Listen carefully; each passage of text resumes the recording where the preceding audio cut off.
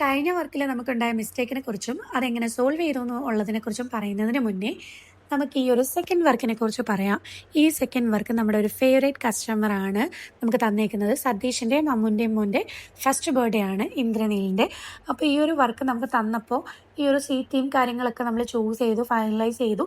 Surprisingly നേവിയിലാണ് പുള്ളിന്ന് അറിയാതെയാണ് ഞാൻ ഈ ഒരു വർക്ക് എടുത്തതും അവരും ഇത്രയും ഡീറ്റെയിലിംഗ് ഞാനത് കൊടുക്കുമെന്ന് പ്രതീക്ഷിച്ചില്ല.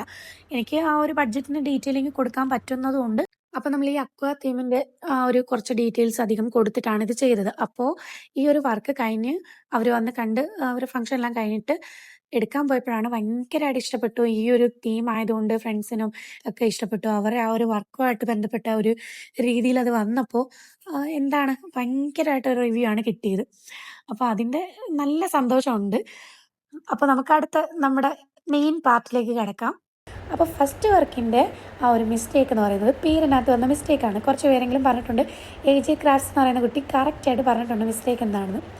അപ്പോൾ പേര് പ്രിവ്യൂ അയച്ചു തന്നപ്പോൾ പ്രിൻറ്റിനകത്ത് മിസ്റ്റേക്ക് ഒന്നുമില്ലായിരുന്നു. ഞാൻ ഓക്കെ പറഞ്ഞു. അതിനുശേഷമാണ് ലാസ്റ്റ് എന്തോ ഫോണ്ട് മാറ്റിയ സമയത്ത് വന്ന മിസ്റ്റേക്കാണ്. അപ്പോൾ നമ്മുടെ പ്രിൻറ്റ് ചെയ്തിരുന്ന ആൾക്കാർ ഭയങ്കര നല്ല ആൾക്കാരായതുകൊണ്ട് നമ്മുടെ ആ പ്രിൻറ്റ് ചെയ്യുന്ന സ്ഥാപനത്തിൻ്റെ ഓണർ ഈ കസ്റ്റമർ ഈസ് ദ കിങ് എന്ന് പറയുന്ന ആ ഒരു ആറ്റിറ്റ്യൂഡുള്ള ആളാണ്. അപ്പോൾ അതുകൊണ്ട് തന്നെ ഞാൻ വിളിച്ച കാര്യം പറഞ്ഞപ്പോൾ തന്നെ പെട്ടെന്ന് തന്നെ എനിക്ക് അതിനുള്ള സൊല്യൂഷൻ റെഡിയാക്കി തന്നു.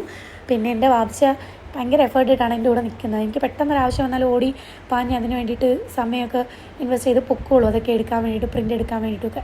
അപ്പോൾ ഇത്രയും ഫുള്ളി സെറ്റ് ചെയ്ത ഒരു വർക്ക് എങ്ങനെ ഇത് അറിയാത്ത രീതിയിൽ നമ്മൾ റീപ്ലേസ് ചെയ്തു എന്ന് നിങ്ങൾക്ക് ഇവൻറ്റ് പ്ലാനേഴ്സിന് ആർക്കെങ്കിലും അറിയാൻ താല്പര്യം ഉണ്ടെങ്കിൽ ഹൗ എന്ന് കമൻറ്റ് ചെയ്യുക, ഞാൻ പറഞ്ഞു തരുന്നതായിരിക്കും. അപ്പോൾ ഓക്കെ, ബൈ.